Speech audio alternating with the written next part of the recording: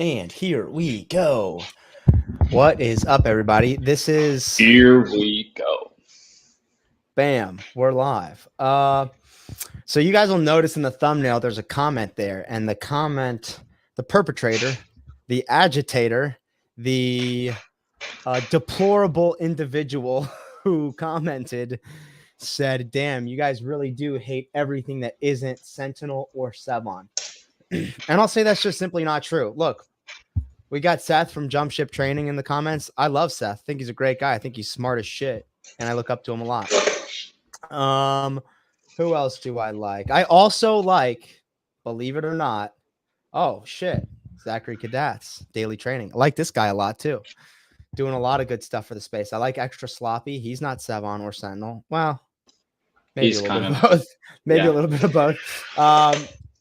I do really, really like a lot of the stuff that Wod Science puts out. I just saw this particular video. I had just gotten home from my Zone 2 training session. I just gotten home. I was eating food, getting ready to work, and I watched this video, and I got incredibly triggered.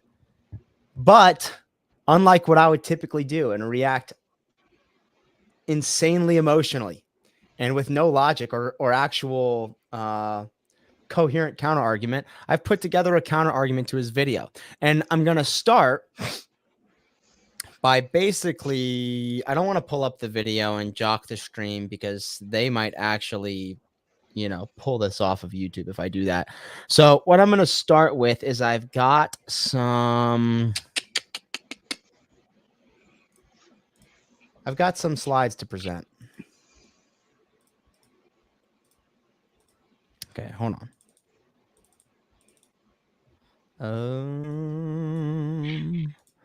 All right, slide 1. Let's see if I can do this. Window, here we go. Okay, share. All right, this is what we're going to start with. This is the thumbnail of the video. The video is called something along the lines of, let me actually search up so you guys can see the actual title of the video. And that is How to Improve CrossFit for Performance 2 times faster, in parentheses, our new research. So starting with the title, How to Improve Your CrossFit Performance 2 times faster, our new research.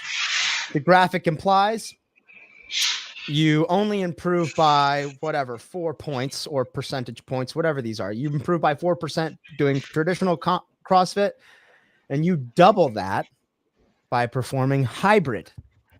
What is hybrid, you may ask? Well, we are about to tell you exactly what hybrid is according to Wod Science. So, close window. Let's go to slide 2. In this video, essentially, what Wod Science says is it's essentially a research study where they've taken 38 participants. I think they started with 140, they finished with 38. And they performed an 8-week training block. Prior to that 8-week training block, and after that 8-week training block, they had a test. This test was designed to measure their fitness. It was designed to measure their fitness relative to CrossFit performance. Remember the title of the video, How to Improve Your CrossFit Performance. So they performed this test. Then they had 2 groups of people, 2 cohorts. They had the traditional CrossFit cohort who trained CrossFit for 8 weeks. And then they had the hybrid cohort who trained in a different way for 8 weeks. And then they retested using the same exact test that they did before the 8-week period. And they measured all of the data based off of those results. How did this group fare after 8 weeks of training hybrid? How did this group fare after 8 weeks of training CrossFit? Voila. So we're going to start with basically the beginning of the video. In the beginning of the video, they talk about CrossFit basically combines strength and endurance components. That's basically what CrossFit is. He shows a image of fucking, what's that guy's name from BPN Supplements, Nick Bear running. And then he shows, I think, an Olympic weightlifter, and he goes, basically it's strength paired with endurance. And I would just start here, and I would note that that is not CrossFit. CrossFit is not simply strength and endurance. It's not simply squatting 500 pounds and running a sub 5-minute mile. You're missing a whole massive piece of the pie. That is balance, agility, coordination, flexibility, accuracy, etc. You have all these components of the 10 general physical skills that comprise one of CrossFit's definition of fitness. You're completely missing them with that generalization that you're making. So I would say one where we're starting is, I like the idea of the video, but there needs to be a general understanding of the actual methodology before you go about saying that this way of training is going to actually make you better at CrossFit. Because when we're talking about CrossFit, listen, brother, we're talking about CrossFit. We're not talking about this new age HWPO, PRVN, generic 4-letter programming company type of bullshit. So we're talking I would about say it's even, you need even more than a general understanding of CrossFit. If you're going to get that into the weeds, which is a good thing, like his whole test, and you should take your level 1, or at a bare minimum, take the programming lecture. These things already have definitions. Fitness already has been defined. CrossFit has a definition that's not, oh, just running fast and lifting heavy. It's way more than that. So I think more than general understanding of that is needed for what he's trying to do. Right, I would agree. Okay, so where was I? We were talking about understanding that that's not CrossFit, understanding the methodology. He goes on to say traditional CrossFit. In the traditional CrossFit setting, we have what is basically a strength, then a Metcon. And I would also note that that is not traditional CrossFit. Give me 1 second, pulling something up. We're going to pull up traditional CrossFit. We're going to give an example just so that when he watches this back, I'm not sure what his name is, but I do love Wods. Let me just reiterate this again. Love Wod Science. I'm not bashing him. But we're just here to make some clarifications. And I don't like the word hybrid. I really don't. It's like other bad words that I don't like. It's almost like a racial slur to me, dude. When I hear the word hybrid, bro, it triggers the fuck out of me. Don't ever say that word to me. I had a back and forth with him in the comments of this video, and we both are on the same page. Like, no one's hating on anybody. His video's cool. Right. We're just telling you why we think it's not complete. Right. Okay. So here we are. A theoretical template for CrossFit's programming. This was written by Greg Glassman, February 1st, 2003. So in terms of traditional CrossFit, it's about as traditional as it gets. Let's scroll down. I'm just going to scroll down to this template macro view. So you will notice on each of these days, there is no day where he is performing 2 different things in the same session, meaning 2 different training pieces. He's simply combining modalities for one piece on particular days, performing single modalities on other days. But traditional CrossFit is 3 days on. You'll see day 1, day 2, day 3, day 4 off. 5, 6, 7 on, day 8 off. 9, 10, 11 on, day 12 off. You will also notice single modality day, a couplet day, which would be, you would think of classic CrossFit, and a triplet. Here you have another single modality day, and on your first 3-day mini cycle or block, you'd have a monostructural single modality. Let's call it a 2K row for all intents and purposes. Then you've got gymnastics and weightlifting, a workout comprising those 2 modalities, and then you've got monostructural gymnastics, weightlifting. Now, in your next 3-day block, you've got just a gymnastic element. Let's call it 30 strict ring muscle ups for time, the .com workout of the other day. Then your couplet is going to be weightlifting monostructural, different than the other 3-day block. And you're going to have a different triplet on the 3rd day. So this is a theoretical template for CrossFit training. You're not doing a back squat, then Fran. You're just doing one thing. This was when CrossFit first hit the streets. We're also very big on minimum effective dose. So at the time, to take someone who was not training a lot or was not used to this style of training, and to get them super fit, you did not need a lot. In fact, you were to perform the minimum effective dose, just how you would prescribe a medication to a patient of yours. Today, the minimum effective dose for someone like me looks a little different because I've developed a tolerance to that traditional approach to CrossFit. So whereas when I first joined, I could take a class and do one workout, smack it, and be super fit, I've developed a massive tolerance for it, and I have to up my medication. And I like to work out a lot. So that's the distinction between what he is claiming is traditional CrossFit training. He's saying that you do strength and a workout within a 60-minute session. That's not traditional CrossFit. This is traditional CrossFit. Let's take this. Let's just read this Templo macro view. In the broadest view, we see a 3-day on, 1-day off pattern. We found that this allows for a relatively higher volume of high intensity work than the many others that we've experimented with. With this format, the athlete can work at or near the highest intensities possible for 3 days straight, but by the 4th day, both neuromuscular function and anatomy are hammered to the point where continued work becomes noticeably less effective and impossible without reducing intensity. So, if when he performed this research project or this study, if he had the traditional group going 3 on, 1 off, doing single modality, couplet, triplet for 3 days, rest a day, single modality, couplet, triplet for 3 days, rest a day, for that entire 8-week cycle, I probably wouldn't be making this video. I think that would be crazy cool. That's something you should do. But to say they just did strength and a workout in a 60-minute session and you did that exact same thing 5 days on, 2 days off, that's not traditional CrossFit. So just drawing that distinction there. I think like you said, it's not HWPO or whatever Mayhem's doing like on their programming and stuff like that, because maybe most CrossFit programs that you buy do just have like a strength portion and a Metcon afterwards, or if you walk into a CrossFit gym, there's probably a lot of them doing that. It doesn't necessarily mean that it's classic CrossFit or that it's traditional CrossFit. Right.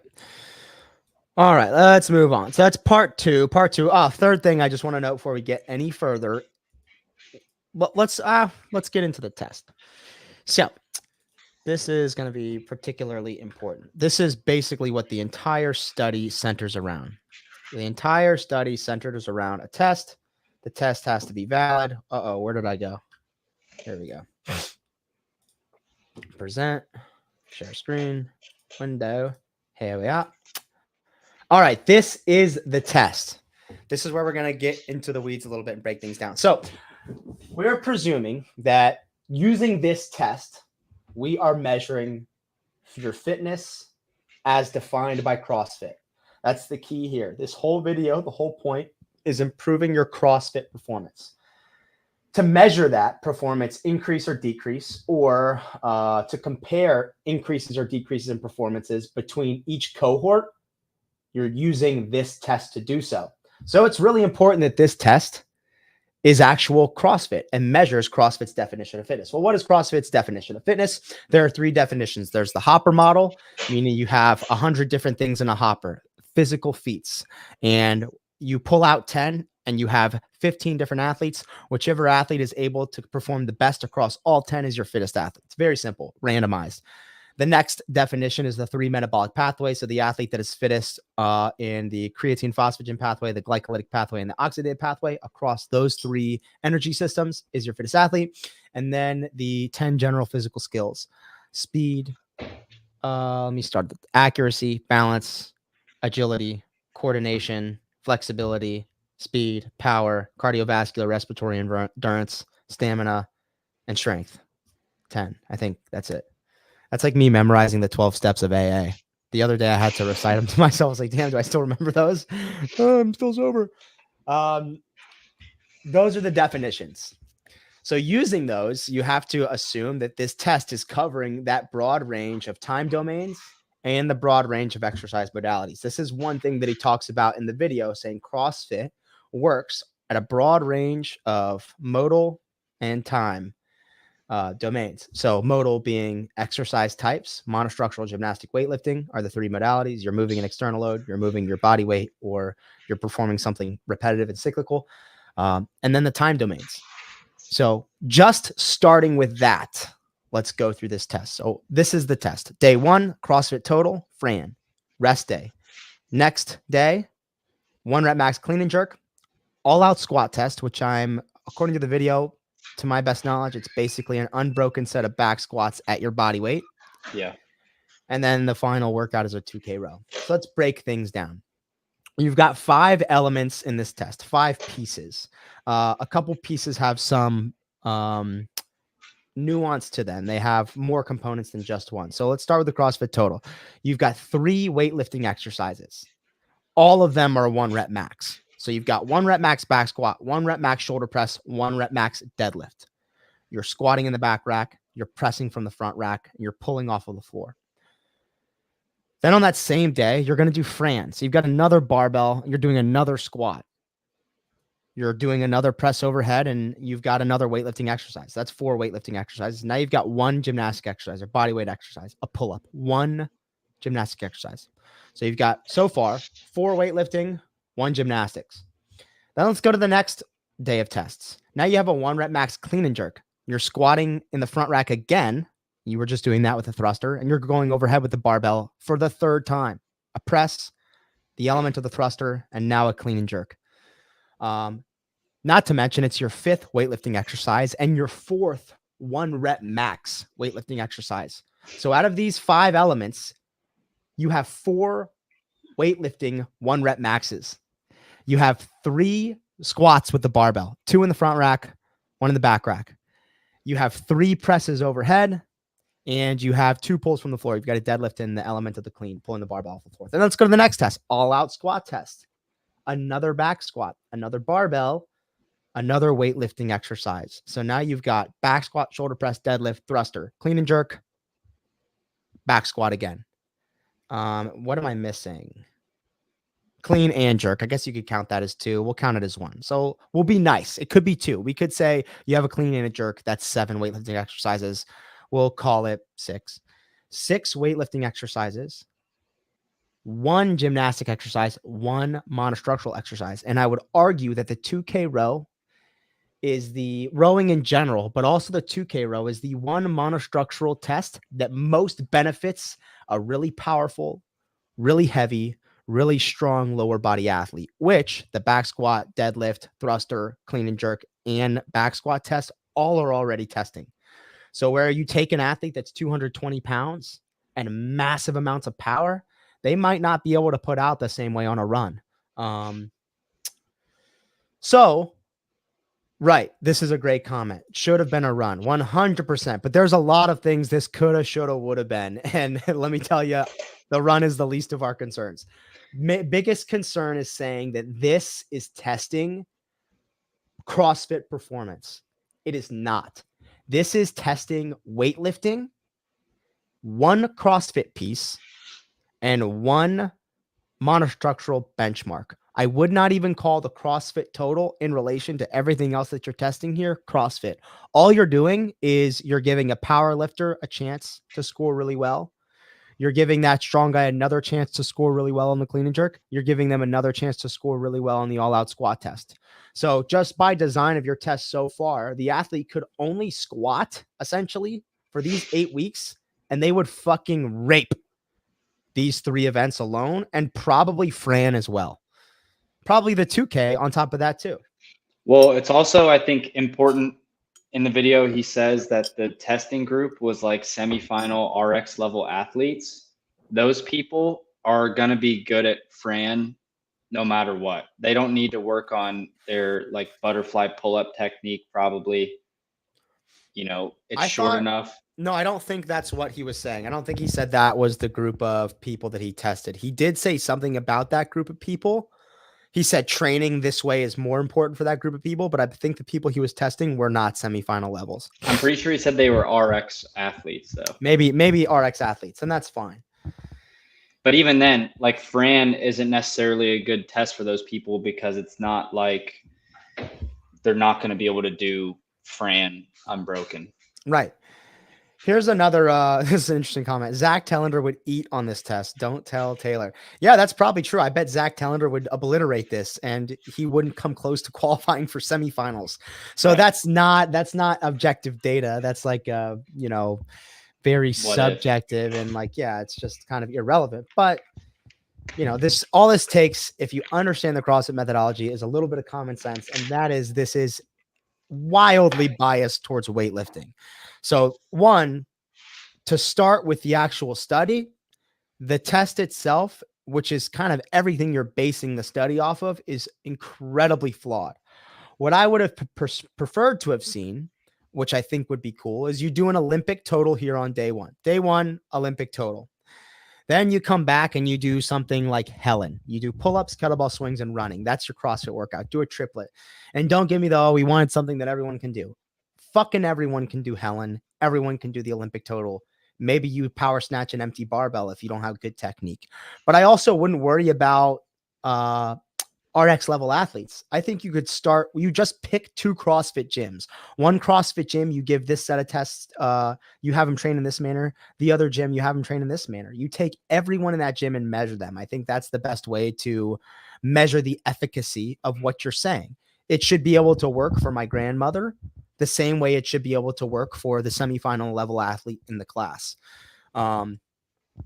And that means if they can't do a particular exercise in a particular workout, well, then maybe over the course of those 8 weeks, they develop the capacity to do so. And that presents a massive, crazy increase in their performance on the retest. So, okay, we've got the Olympic total. Then we've got Helen. Then on the next day, we're not doing any more 1 rep maxes. Okay. And we're going to do a monostructural single modality test, a gymnastic single modality test, and then another CrossFit workout. If you're going to have a weightlifting single modality, or you're giving that much weight to a weightlifting event, you need to have the same thing for monostructural. So we've already got running here. Let's say your 2 next 2 elements, like the Olympic total, are multi-element single modality. So let's say you now do a double under row workout, and that's going to be your monostructural test. And then you have a ring muscle up. That's probably too hard. They've already done a pull up. They need to do a handstand push up or even regular push ups, and then maybe rope climbs. So maybe you have them do push ups and rope climbs, and that's their gymnastic test. If you're saying the rope climb's too challenging, ideas, Bryson. Maybe it's just I don't know. They did a pull-up on the first day with Helen. They need to do a handstand push-up or a push-up, and what sort of other gymnastic exercise? A box jump potentially.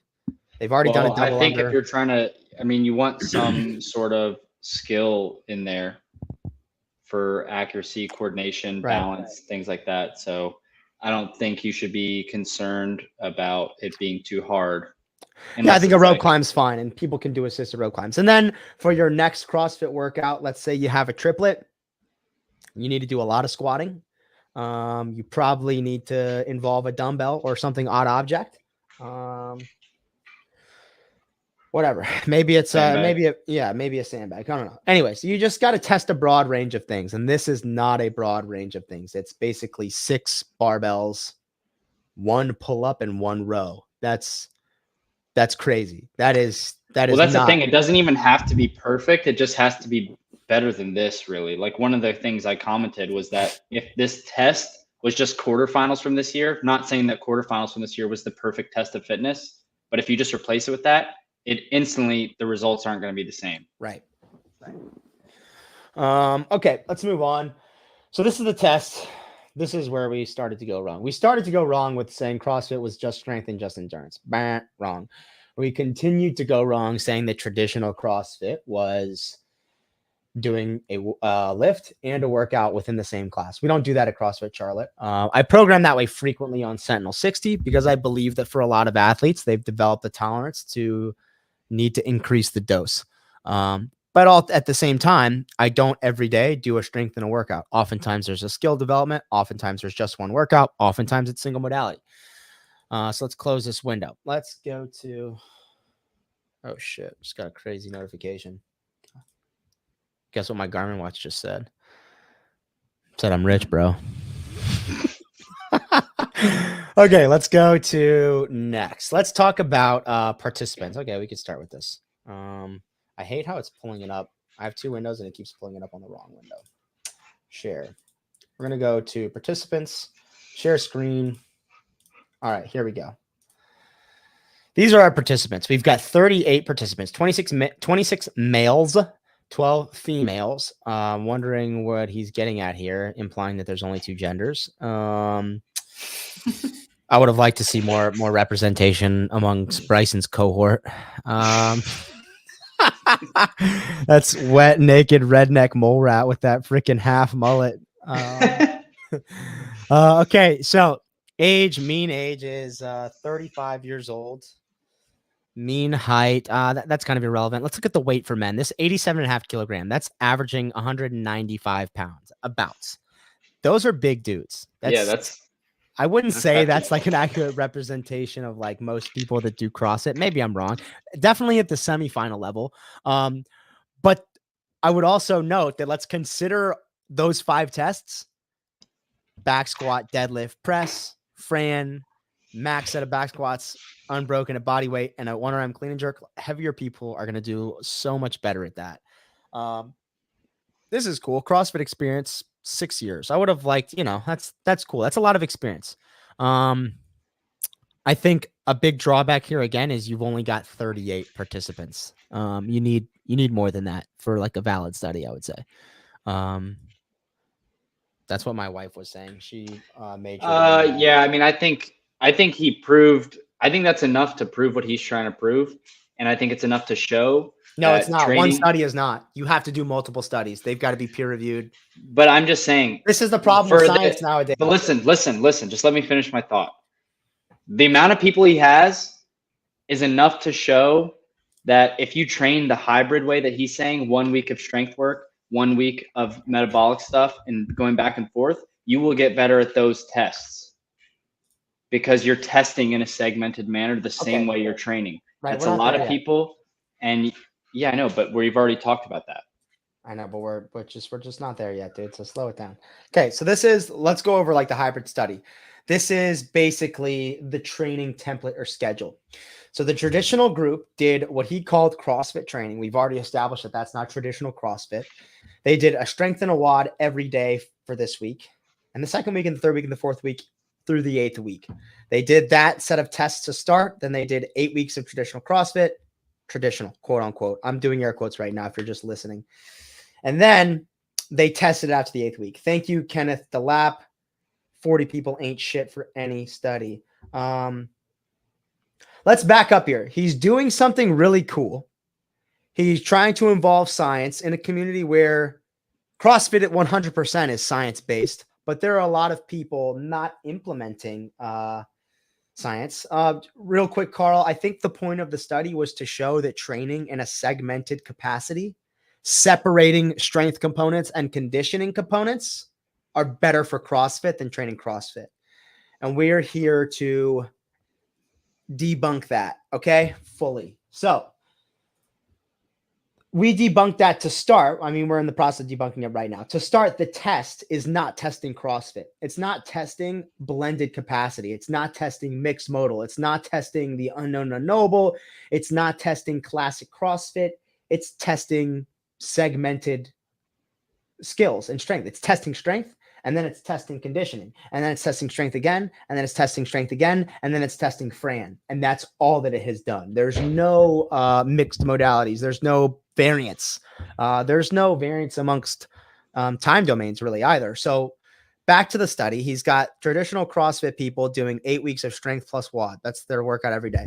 The hybrid group is training in a very interesting way. And I think this is cool to look at. It's interesting. For 1 week, they're only training strength and weightlifting.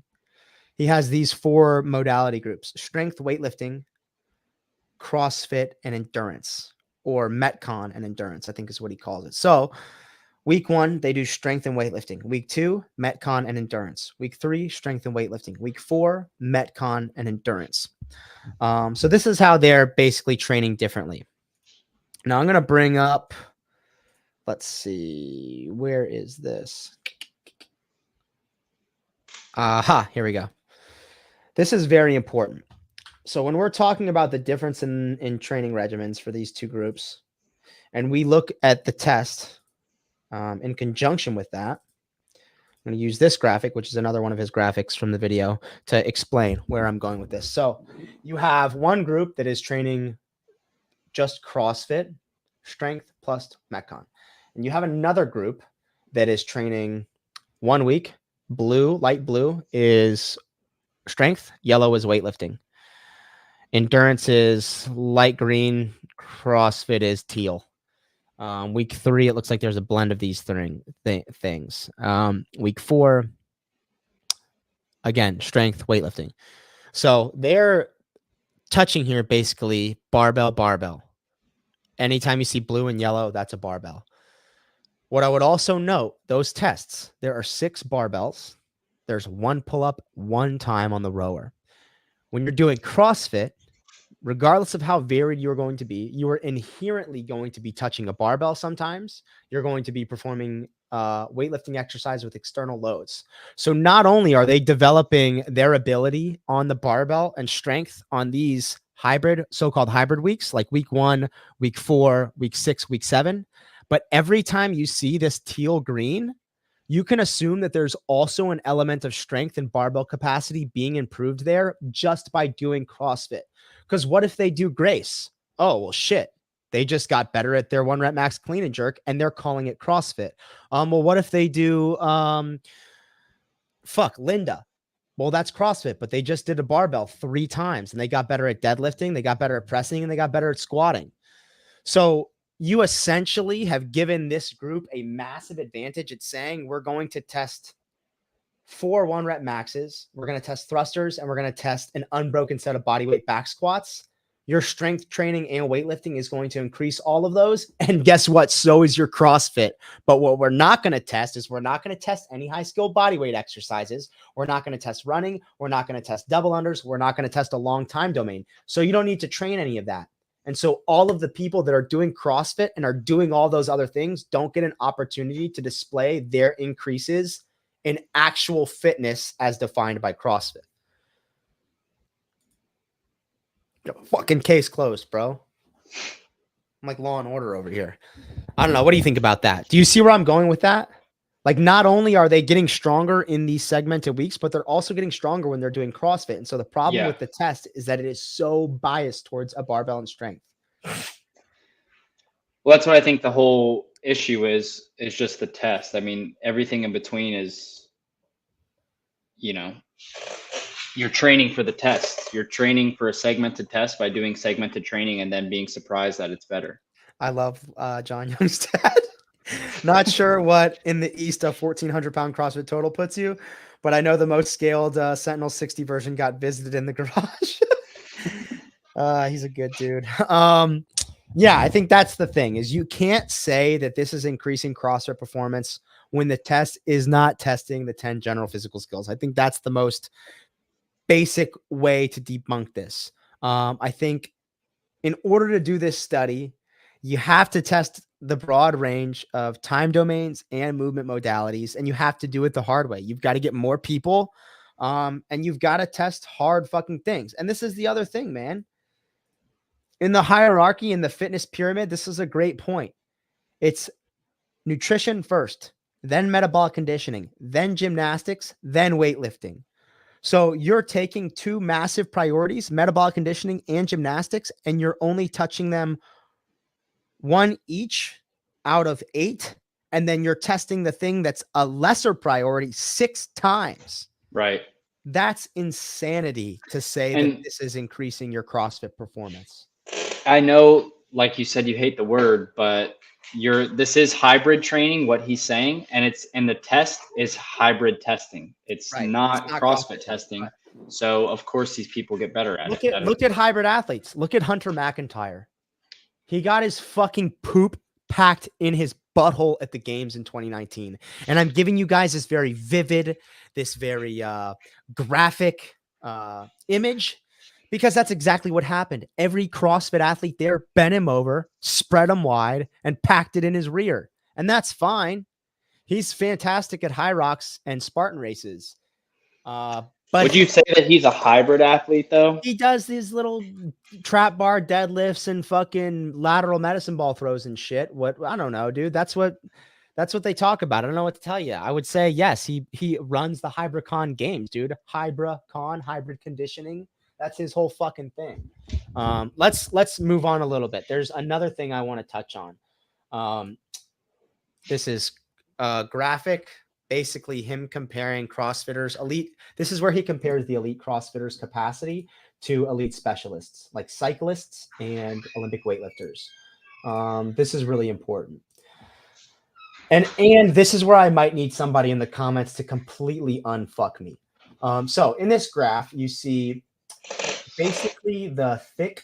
Let me do it on here. Basically, this solid line, hexagon, or is this octagon? 1, 2, 3, 4, 5, 6, 7. I don't know. Fucking heptagon, beptagon, leptagon, arptagon. I don't know. Whatever. This fucking big shape. The solid line is specialists. So this is like where you would have peak capacity over here as fucking Olympic weightlifter, squatter, fucking Olympic weightlifter, etc. Now over here is your capacity as like a cyclist, I think, where the athlete's measured. And here you have this dotted line, the medium dotted line is the elite CrossFit athlete. So you're seeing over here that they have like the leg extension, counter movement, jump height, and W fucking watts, kilojoules. I don't know what the fuck that's for. They're basically in line with the specialists. And then when you go to VO2 max, critical power, and VO2 at VT1, they're much less than the specialists. And I would say this is really important, or it's relevant, what modality the specialists they're testing. So if you take Matt Fraser, yeah, he's not going to perform to these outputs the way a marathon runner would at running. But if you put Matt Fraser and that marathon runner on a bike erg, I'd bet you my fucking mortgage that I don't even have that Matt Fraser would spread them wide and bend them over on a bike erg or an echo bike. Yeah. In that same vein, if you take a cyclist and you put Matt Fraser and a cyclist on a bike erg, that cyclist is going to destroy Matt. But then you take that cyclist and Matt Fraser and you make him run a 5K, Matt Fraser is going to bend him over and spread him. So I don't think that this is a good graph to measure aerobic capacity or VO2 max across the broad range of time and modal domains that CrossFitters test them when you're just taking one specialist, testing one modality, and measuring a CrossFit athlete against them. I don't like that. It just sets a bad precedence. It's not examining the full scope of the CrossFitter's capacity. And that is the greatest capacity on earth. The CrossFit elite athlete has the greatest fitness capacity on earth, and you can't argue it against anything logical. You can't. And this is an important graph. So even if you were just to put a CrossFitter on here, they'd cover a greater area inside their shape than a marathon runner would. But again, how you're testing these things is important too, because if you're testing these things all by themselves, someone who trains in a hybrid way in this heptagon, someone who trains in a hybrid way might actually cover more than a CrossFitter because they're testing those things one at a time. But then as soon as you make them hit 80% of their snatch 7 times and run 400s in between and do muscle ups in between, it doesn't matter. If you never train that way, you're going to have a segmented capacity. This is another thing. When you get old and stale with your training and you are introduced to something new, it elicits a level of intensity and excitement in your training that in and of itself is going to drive results. And this is the key part. This is why traditional CrossFit is so effective, is people do not get bored.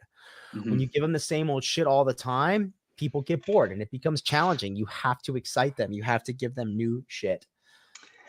Yeah, I mean, I think that goes without saying. Hybrid training's boring as fuck. Whether or not this guy wants to argue about it being more effective or not, it sucks. It's not as fun as doing well, it sucks for people who hate training that way. I'm sure there are people who love training that way, bro. They're like people who like to jelk all the time. I'm sure you can relate. You gotta have some empathy, bro. All right, let's go to the data set. This is crazy. Let's pull this up. We're moving along here. Wow, 38 minutes in, we've been talking about this fucking video. It's only a 14-minute video, just to be clear. We're giving this guy, I hope we're giving him a fuck ton of views. He deserves them.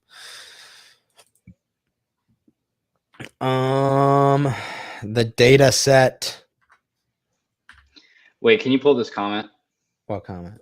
Alex Windover. Okay. Yeah, give me a second. If it's not CrossFit, they're not better CrossFit athletes. Okay, so if he produced better CrossFit athletes with this style, would you reconsider, even though it isn't CrossFit? Well, I'm unsure of what you're asking here. If he produced athletes that performed better at semifinals in the CrossFit Games and in the Open and quarterfinals using his training method, I for sure would reconsider. But he hasn't done that. All he's done is produce athletes that can do the total better, can do a 1 rep max clean and jerk better, can do a max unbroken set of bodyweight back squats better, can do Fran in a 2K row better. You will never see that programmed in a CrossFit competition. That would be the worst, most biased fucking test of fitness you would ever imagine. Mm-hmm. That, in fact, is something that Hunter McIntyre's dumb fucking ass would program for Hybricon games. That's some stupid fuckboy shit. Sorry, I'm getting a little out of control here. Look, Alex, if he put athletes in the open quarterfinals, semifinals that performed better, for sure, I would reconsider. You would have to reconsider. But the key here is training in a segmented manner creates a segmented capacity. You can get a lot stronger on your squat and you can get a lot better at your running when you squat by itself and you run by itself. But what happens in quarterfinals when the workout is Nancy? You haven't gotten better at that because combining those two things is a completely different stimulus than just running on its own and just squatting on its own. There are a lot of people who do that shit. You give them Nancy and they crumple like a fucking tin can. And it will still get you better than not doing anything. Right, but right. Add CrossFit or whatever you want to call it is still better than not doing anything. All right, so let's examine this data set. So essentially, you have the mean measurements of each test before the 8-week cycle. Then you have the mean measurements of each test after the 8-week cycle. TRAD is traditional training. BP is hybrid. I don't know why he's calling hybrid BP, but this is the hybrid group, and this is the traditional CrossFit group.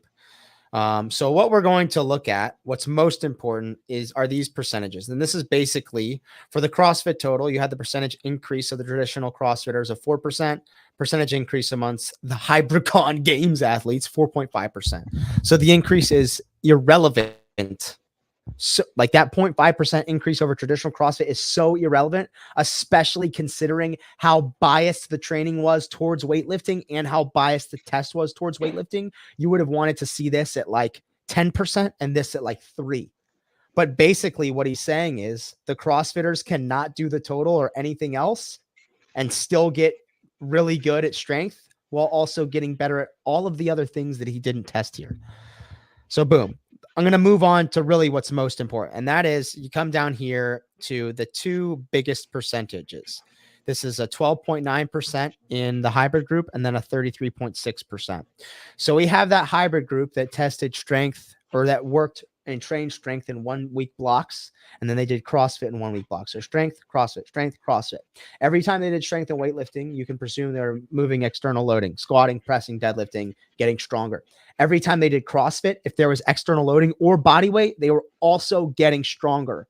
So they trained not only single modality and segmented toward strength bias, but also in a varied way that served to increase their strength across those 8 weeks. Whereas the CrossFitters presumably didn't train for that particular test.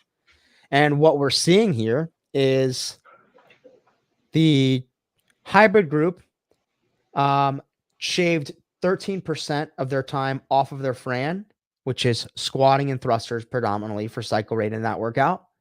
And then they added 33.5% of their reps to their max body weight back squat. So the two biggest increases in fitness, taking 13% off their Fran time and adding 33.5% reps to their unbroken body weight back squat, are the two biggest measures essentially that he had for saying that this study was better for hybrid athletes. Both of them are basically squatting based, and both of them are testing a really similar thing. 45 thrusters at 95 pounds is really similar to a max unbroken bodyweight back squat test. So really all you've increased is squat stamina. Also, this is a little more subjective, but both of those things, more than the other tests, are things that if you know what your previous time was or previous reps were, way easier to beat. It's like, oh, dude, I failed at 21 reps on the back squat test last time. I'm not failing until I get to 25, 26. Like, it's so much easier to do that once you've already done it. Yeah. Whoa. Hold on.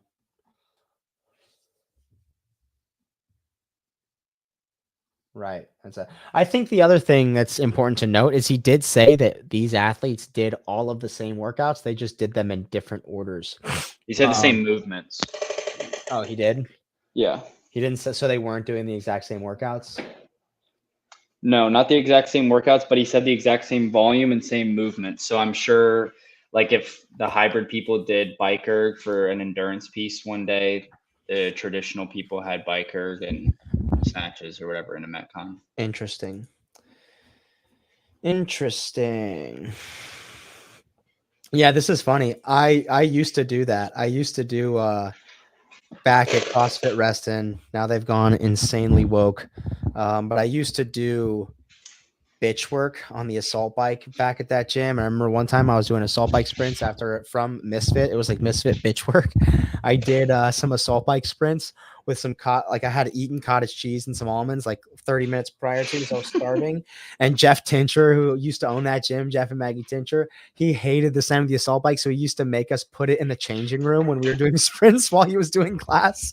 So I'm in the changing room on this assault bike, fucking grinding my heart out and throwing up in the trash can. Those were the days. Nice. So that's just covering the data set a little bit. Let's see what other sort of graphics we've got here. The overall increase in fitness graphic. This is going to be important to cover before we dip out. And voila. Yeah, reaching the end of our presentation. Boom. Overall increase in fitness. So this is the key to this graphic, and I'm hoping that you guys are catching exactly what I caught. This increase in fitness. So this group, the Hybricon group, increased by 4.9%. Overall fitness. Are you catching that he's calling those 5 tests overall fitness? Bro, you didn't do anything other than fucking squat and touch a barbell 6 times. That's not overall fitness. Stop it. Stop. Jeez Louise. Anyways, oh wow, this is sick. Maggie T was our L1 Flow Master. Yeah, she used to, I remember her be doing open workouts, and she's like fucking, I think she's from Ecuador. But she'd be like, go Taylor, stand all the way up, Taylor. I remember I was doing 18.3, I believe, that fucking AMRAP with all the muscle ups and overhead squats and dumbbell snatches and double unders. She was crushing me on those overhead squats, but Maggie's great. So this is just to note, this test did nothing even close to testing overall fitness as defined by CrossFit. So there are just some massive gaps in understanding of the methodology here. Wod Science does a lot of great things.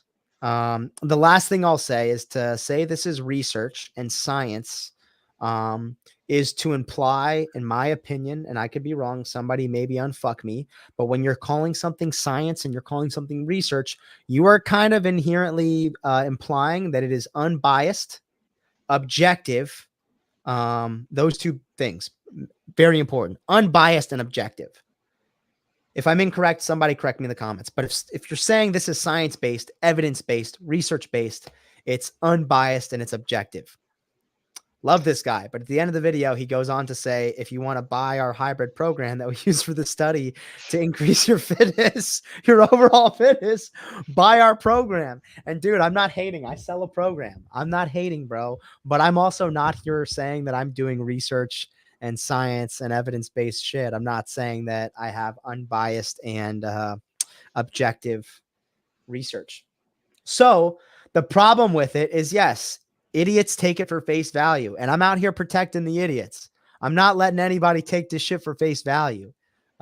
This is not overall fitness. It's insanity. Well, yeah, it's not overall fitness. And I think he did do a good study to show that if those tests are what you're trying to get better at, training in a hybrid segmented manner is probably a good way to get better at them, because you're testing that way.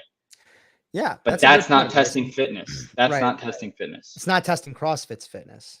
And there is no other there is no other definition to my knowledge. That's the only one. Let's bring up the last slide. Our hybrid study limitations. I'm going to add about 5 things to this list.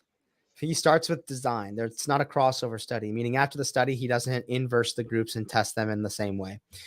It's only 8 weeks. It's self-reported data. And I would also add the size of the testing pool. Like that should be in there. The other limitation to his study is he called Fran a hero workout. Fran is not a hero workout. That's a girl. It's a named benchmark workout, bro. Fran is not a hero. The other limitation to this study is the actual test was not CrossFit, and you were calling it improving CrossFit performance. The other limitation to this study would be that I hate it. So with that, I like to be logical across the board and then end with some emotional appeal. You know what I'm saying? Some irrational, emotional shit is what I like to do. This is a cool. Science is the search for good explanations, not evidence. Interesting. Whose quote is that, Alex? When will the tithing buckets be coming around? Wow. The issue with a study like this, of course, getting better at specific single domain tests happens faster by training in those specific single domain tests. Right. Minus Fran. But Fran, you still get a lot better at if you fucking row all the time because you're pulling, and you squat all the time because you're squatting, and you press all the time because you're pressing. Karl Pooper. Science is the search for good explanations, not evidence. That's a cool quote. Karl Popper. Anyways, that's all we got. We're going to be spending a little while making a StreamYard overlay once we jump off here so that next time we come in, it doesn't look all fucking whack like this. So thank you guys for sticking around. Hopefully we get a ton of views. And go watch that, guys. Go watch Wod Science's video. Go watch Wod Science's video. I will say it again. I like him a lot. They put a lot of amazing stuff out. Subscribe to his YouTube channel. Go follow him on Instagram, even though he's got a fuck ton of followers. He doesn't need you, but I would just go follow him anyways because he's cool. And while you're at it, maybe we can collaborate in the future. Wod Science, I would love to collaborate. I would also love to hear if you think we're retarded, because I'm for sure open to being wrong. I'm wrong all the time. I hear it every day, as my wife tells me. But yeah. Oh, here we go. This is critical. I'm going to be in the comments. They're going on Seth's show a week from today. Wod Science and Jump Ship are going to be perusing the archives. I think they're actually going to be in this episode taking a science-based and research approach to studying Hunter McIntyre's anal canal. Sorry, they're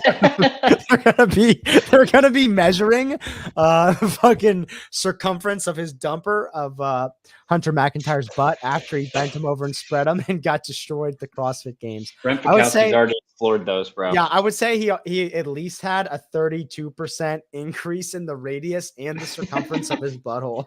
Oh shit! That's deep dive. We're doing a deep dive.